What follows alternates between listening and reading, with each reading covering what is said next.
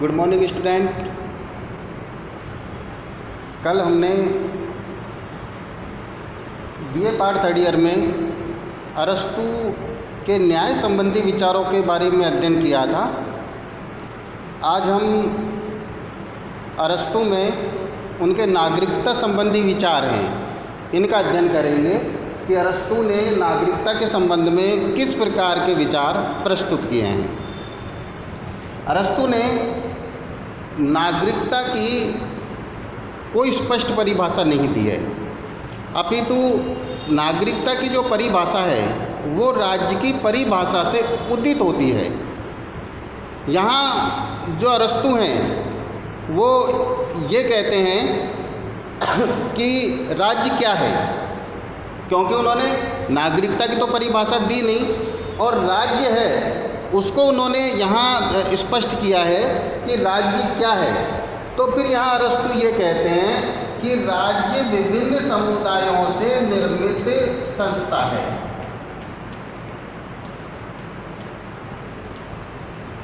राज्य विभिन्न समुदायों से निर्मित संस्था है या राज्य है वो नागरिकों से निर्मित संस्था है। राज्य क्या है?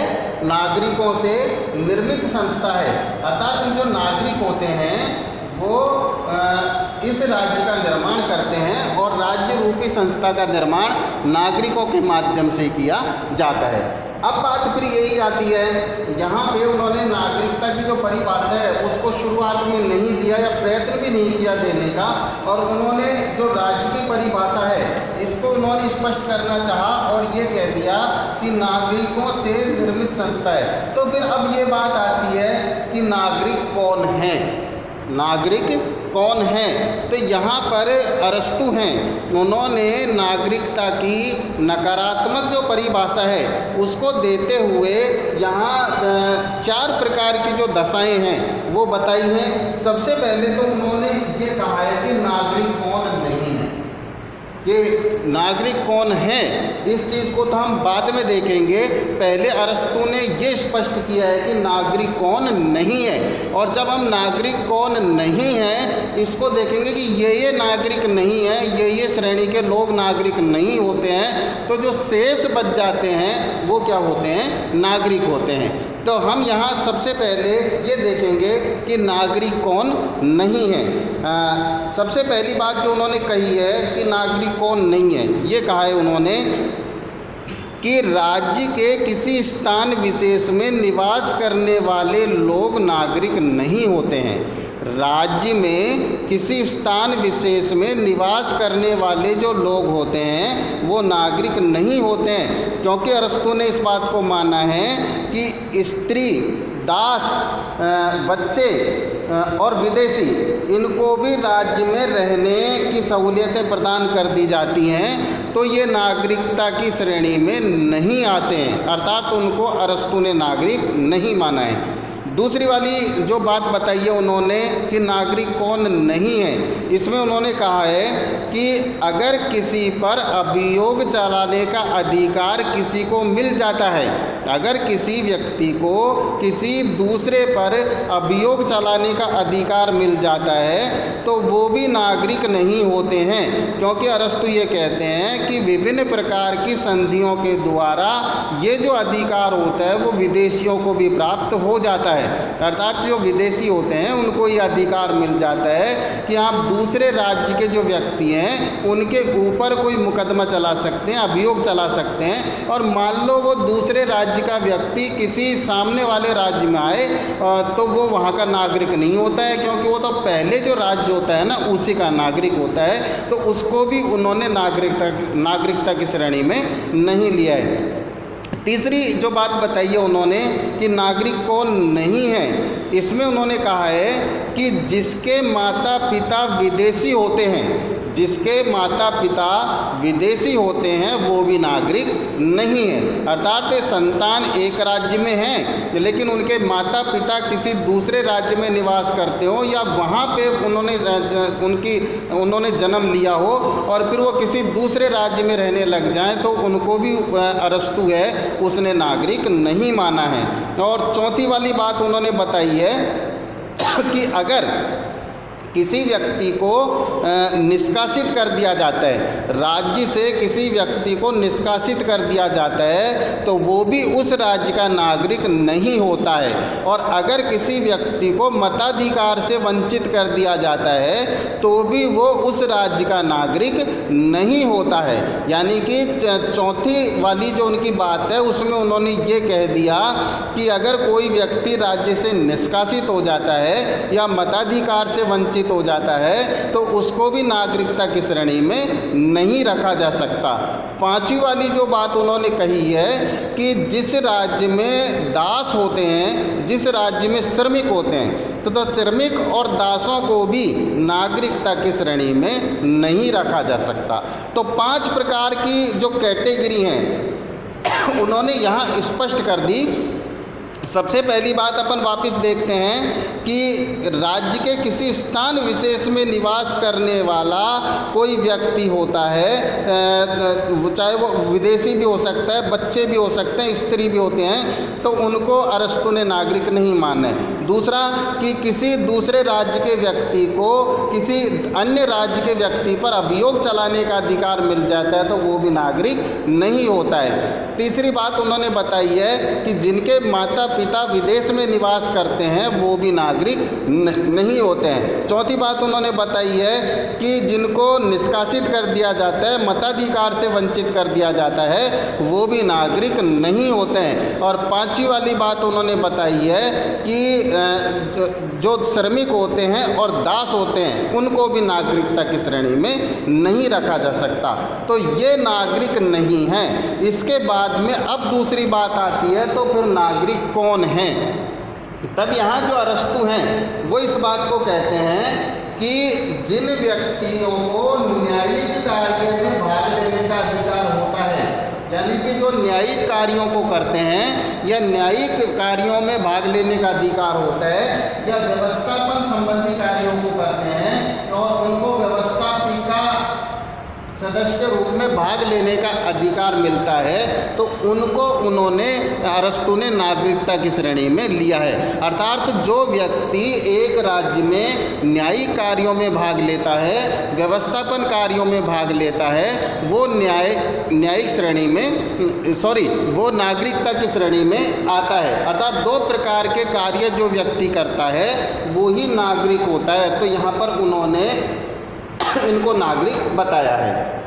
नेक्स्ट बात आती है यहाँ पर कि नागरिकों की विशेषताएं। नागरिकों की विशेषताएं निषेधात्मक व्याख्या जो उन्होंने सबसे पहले कर दी, और निषेधात्मक व्याख्या करने के साथ साथ में वो इस बात को कहता है कि नागरिक कौन है। तो नागरिक जो न्यायिक कार्यों को करते हैं, व्यवस्थापन कार्यों को करते हैं, वो नागरिक होते हैं। और 2 प्रकार की जो विशेषता हैं वो अरस्तु ने नागरिकता के संबंध में बताई हैं।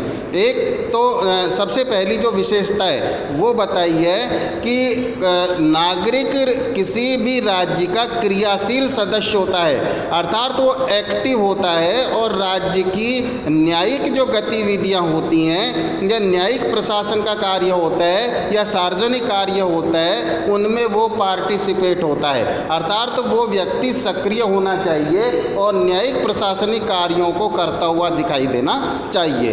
दूसरी वाली बात उन्होंने बताई है कि राज्य में रहने वाला जो व्यक्ति होता है, यानी कि उपरोक्त श्रेणी मैंने बताई थी उनमें नहीं, अपितु उनको छोड़कर जितने भी लोग जो बच जाते हैं राज्य में, वो जितने भी रहने वाले लोग होते हैं वो सब व्यवस्थापन के कार्यों को करते हैं और उनको ऐसा माना जाता है कि वो व्यवस्थापिका के सदस्य हैं। इस वजह से वो भी उन व्यवस्थापन कार्यों में भाग लेते हुए दिखाई देते हैं। तो फिर अंततः अपन विशेषताओं के बाद में ये कहेंगे कि जो व्यक्ति न्यायिक कार्यों में भाग लेता है, व्यवस्थापन के कार्यों में भाग लेता है, उसी को अरस्तु ने नागरिक कहा है। और यही उनके नागरिकता संबंधी जो विचार हैं वो हैं। थोड़ा सा अपन यहाँ और स्पष्ट है वो कर लेते हैं। देखिए कि ये न्यायिक और व्यवस्थापन कार्य हैं, इनको अरस्तु ने इन्हीं को क्यों नागरिक माना था। तात्कालिक जो यूनान है, इस यूनान में छोटे छोटे नगर राज्य थे और उनमें जो एथेंस है इसमें लोकतांत्रिक शासन व्यवस्था थी। लोकतांत्रिक शासन व्यवस्था थी और लोकतांत्रिक शासन व्यवस्था जहाँ होती है वहाँ पर जो जनता होती है वो सीधे ही शासन कार्यों में भाग लेती है। तो वहाँ छोटे छोटे नगर राज्य थे, कोई बड़े नगर राज्य वहाँ पर नहीं थे।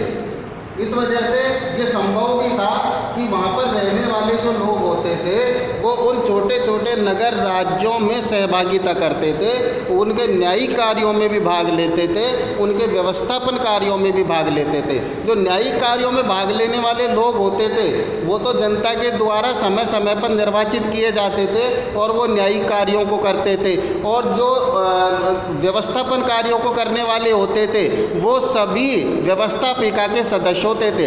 यानी कि एक निश्चित आयु को प्राप्त करने वाला व्यक्ति अनिवार्य रूप से व्यवस्थापिका का सदस्य होता था। जैसे फॉर एग्जाम्पल के रूप में अपन इस बात को देखें कि वर्तमान में हम जो ग्रामीण व्यवस्था को देखते हैं, ग्राम सभा को देखते हैं, पंचायती राज को देखते हैं, तो उसमें ग्राम सभा में 18 वर्ष का प्रत्येक स्त्री और पुरुष होता है वो उस ग्राम सभा का सदस्य होता है। तो और वही सारे के सारे जो गांव हैं, पंचायत है, उसमें क्या क्या होना चाहिए, क्या क्या नहीं होना चाहिए, उसकी साधारण सभा की बैठक होती है और उसी में ये लोग हैं वो तय करते हैं। तो तात्कालिक जो यूनान है उसके एथेंस में भी आम जनता ही ये तय करती थी एक जगह पर बैठकर कि किस किस प्रकार के कार्यों को हमें अंजाम देना है, किस किस प्रकार का निर्णय हमको करना है। तो ये प्रमुख बात थी। इस वजह से सारे के सारे जो व्यक्ति होते थे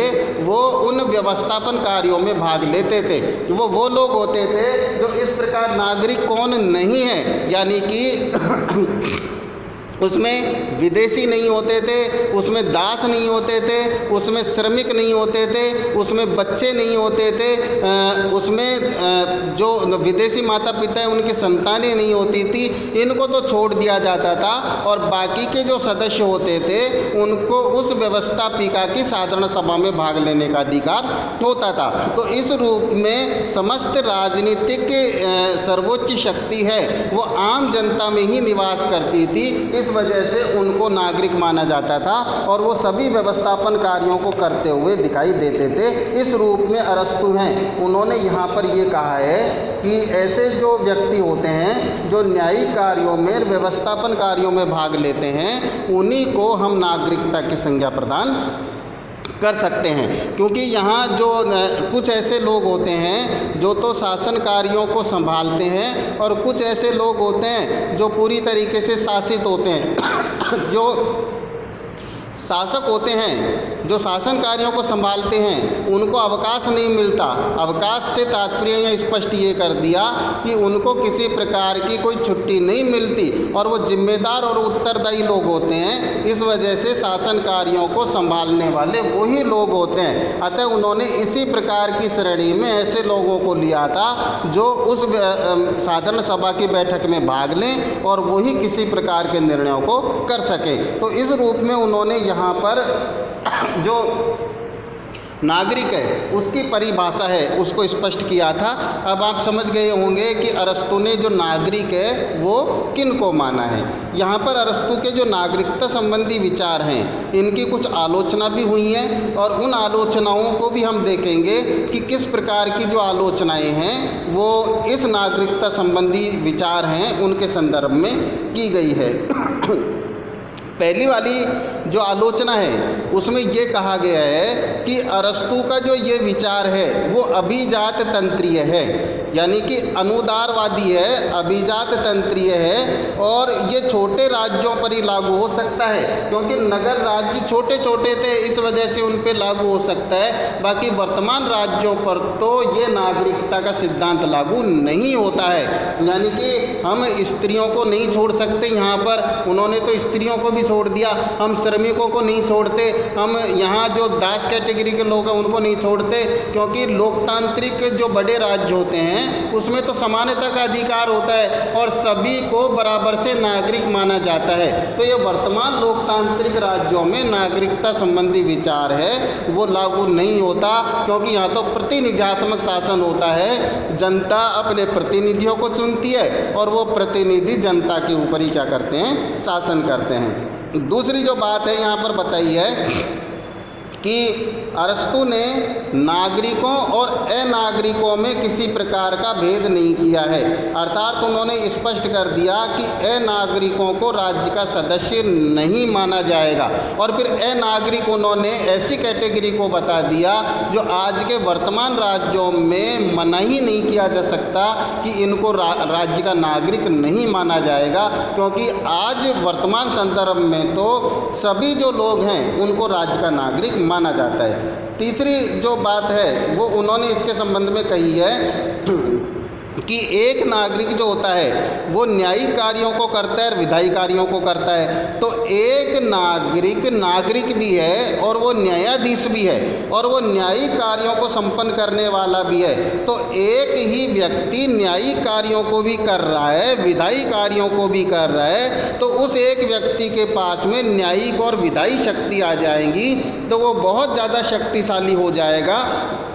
और ऐसी स्थिति में जो लोकतांत्रिक शासनों में स्वतंत्रता का अधिकार होता है वो धराशायी होता हुआ दिखाई देगा, क्योंकि ये जो कुछ चुनिंदा लोग हैं इन्हीं को तो नागरिक माना है, तो यही विधायी और न्यायिक कार्यों को संपन्न करेंगे और व्यक्तियों को तो ये अधिकार मिलेंगे ही नहीं। चौथी वाली जो आलोचना है वो की है इसमें कि अरस्तु है वो नागरिकों से कहता है कि आपको राज्य में रहकर अपने कर्तव्यों पर बल देना है। कर्तव्य क्या है? आपको न्यायिक कार्य करने हैं, आपको विधायी कार्य करने हैं, लेकिन उन नागरिकों के अधिकार क्या होंगे उन अधिकारों पर वो बल प्रदान नहीं करता।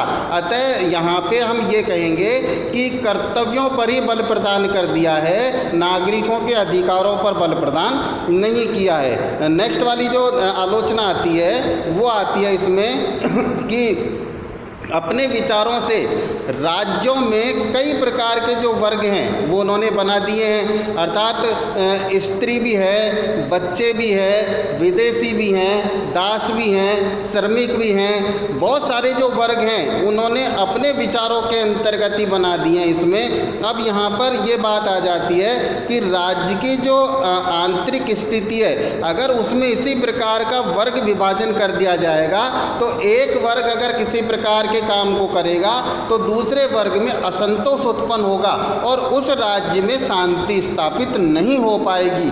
तो इस वजह से भी ये जो नागरिकता संबंधी विचार हैं वो अनुचित प्रतीत होते हुए दिखाई देते हैं। नेक्स्ट जो उनकी आलोचना आती है वो आती है कि राज्य का जो उद्देश्य होता है वो ये होता है कि अधिकतम लोगों को अधिकतम लाभ पहुंचाना होता है, यानी कि ज़्यादा से ज़्यादा लोग हैं उनको लाभ पहुंचे। और यहाँ पर जब हम देखते हैं तो देखो यहाँ लाभ की जो स्थिति है वो किन को पहुँचेगी, यानी कि ये जो जनता है या ये जो हम ये कहेंगे जो नागरिक है यही किसी प्रकार का निर्णय लेंगे, अर्थात न्यायिक और व्यवस्थापन कार्यों को यही संपन्न करेंगे। तो होता भी ऐसा है कि जो कानून बनाता है, जो नियम बनाता है वो अपने हितों को देखता है। तो ऐसी स्थिति में ये नागरिक अपने हितों को तो देख लेंगे और फिर ऐसे लोग हैं जिनको नागरिकता की श्रेणी में नहीं लिया है उनके हितों पर ये किसी प्रकार का ध्यान नहीं देंगे। तो वो तो एक तरीके से आगे बहुत लंबे समय तक गुलामी की स्थिति में ही रहेंगे, अर्थात वो स्वतंत्र किस प्रकार से हो पाएंगे इस चीज़ को जो अरस्तु हैं उन्होंने कहीं स्पष्ट नहीं किया। इस वजह से भी उनकी आलोचना की गई है कि इनमें कुछ लोगों को ही लाभ मिलता है राज्य में और बहुत सारे लोगों को लाभ नहीं मिलता, जबकि राज्य का उद्देश्य होता है कि सभी लोगों का क्या होना चाहिए, कल्याण होना चाहिए। और लास्ट वाली इसमें आलोचना आती है कि ये जो सिद्धांत उन्होंने दिया है, विचार दिया है नागरिकता संबंधी, ये जैवीय सिद्धांतों के भी विपरीत है।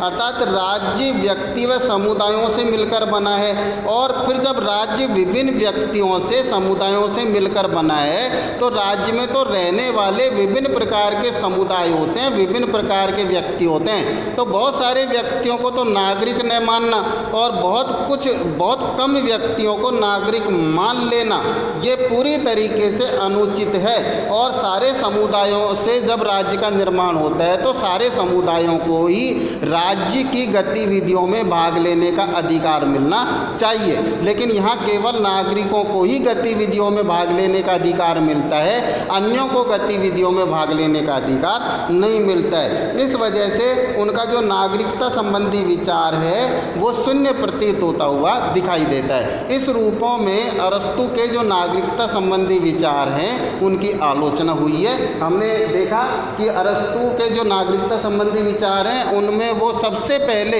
यहाँ जो स्टार्ट करते हैं, प्रारंभ करते हैं, वो नकारात्मकता से प्रारंभ करते हैं। अर्थात कहते हैं कि नागरिक कौन नहीं है, फिर वो स्पष्ट करते हैं कि नागरिक ये कैटेगरी के लोग नहीं हैं, फिर वो बताते हैं कि नागरिक कौन है, यानी कि जो न्यायिक और व्यवस्थापन कार्यों को करते हैं वो नागरिक हैं। और फिर यहाँ कहते हैं कि नागरिकों की विशेषताएं जो दो प्रकार की उन्होंने बताई हैं कि न्यायिक प्रशासन में भाग लेने वाले लोग होते हैं, और दूसरा व्यवस्थापन कार्यों को या निर्णय करने वाले जो लोग होते हैं, ये दो प्रकार की जो विशेषताएं उन्होंने बताई हैं। और उनके जो ये नागरिकता संबंधी विचार हैं ये तात्कालिक यूनान की एथेंस की व्यवस्था को लेकर उन्होंने दिया था, और इस वजह से भी ये नागरिकता संबंधी विचार उस समय प्रासंगिक थे, क्योंकि यूनान में छोटे छोटे नगर राज्य थे, और छोटे छोटे नगर राज्यों में व्यक्ति है वो एक जगह पे जा सकते हैं, बैठ सकते हैं, परस्पर चर्चा कर सकते हैं, विचार विमर्श कर सकते हैं, निर्णय ले सकते हैं, और फिर किसी भी प्रकार से उन निर्णयों को अपने ऊपर लागू कर सकते हैं। वर्तमान संदर्भ में भी हम देखें तो आज भी जो ये अरस्तु के विचार हैं वो एक देश है जिसमें अभी भी ये चीज़ लागू होती है। वहाँ के 5 कैंटनों में मैं सेकेंड ईयर में भी उस चीज़ का रेफरेंस दे चुका था। हमने स्विट्ज़रलैंड के संविधान को पढ़ा था। स्विट्ज़रलैंड के 5 कैंटनों में इस प्रकार की व्यवस्था अभी भी है कि वहाँ पर प्रारंभिक सभाएं होती हैं। वहाँ पर क्योंकि वो छोटे राज्य हैं, कैंटन हैं, इस वजह से वहाँ लोग सीधे सीधे शासन कार्यों में भाग लेते हैं और अपने लिए वो निर्णय कर लेते हैं, उनका कोई प्रतिनिधि वहाँ पर नहीं चुनता है। लेकिन आज वर्तमान लोकतांत्रिक राज्य हैं जो बहुत विशाल बड़े पैमाने के राज्य हो गए और उनकी जनसंख्या भी बहुत बड़ी है, तो ऐसी स्थिति में सारे के सारे लोग हैं वो एक जगह बैठकर और एक जगह किसी भी प्रकार का कोई निर्णय नहीं ले सकते। इस वजह से उनके नागरिकता संबंधी विचार तात्कालिक लोकतांत्रिक राज्यों में प्रासंगिक नहीं सिद्ध होते हैं, अर्थात आज उनकी कोई प्रासंगिकता नहीं है। लेकिन फिर भी तात्कालिक समय के लिए तो उनके नागरिकता संबंधी विचार हैं वो काफ़ी प्रासंगिक थे, और उन्होंने अपने नागरिकता संबंधी विचारों में स्पष्ट कर दिया था कि ये नागरिक होते हैं और इन्हीं को शासन कार्यों में भाग लेने का, शासन करने का अधिकार मिलना चाहिए। धन्यवाद।